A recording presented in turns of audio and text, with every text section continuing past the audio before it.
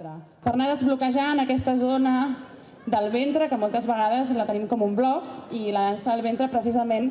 Aquest és un dels moviments que s'ha practicat durant la sessió de dansa del ventre en família que ha organitzat la colla Aires Blaus. L'objectiu de la cita ha estat compartir un espai amb els més petits, tot practicant una dansa amb múltiples beneficis.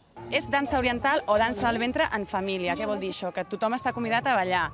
La dansa oriental té com a origen, és mil·lenària i hi ha moltes versions de quin és el seu origen, i una de les teories és que servia en el moment del part, afavorir els moviments per parir.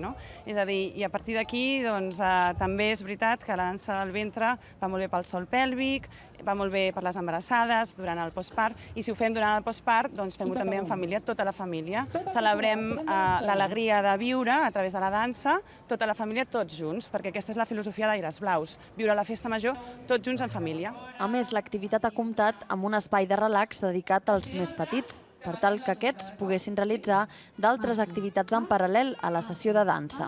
Doncs passar una bona estona, aquest és l'objectiu principal. Passar-ho bé, que tota la família estigui bé, estigui còmoda. Aquí tenim un espai també per relaxar-nos. Si els nadons en aquell moment no volen ballar, no passa res. Aquí l'important és que tothom estigui bé, respectar-nos els uns als altres i passar-nos-ho molt bé.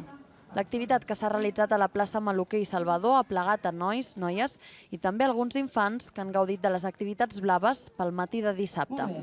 Un altre pas relacionat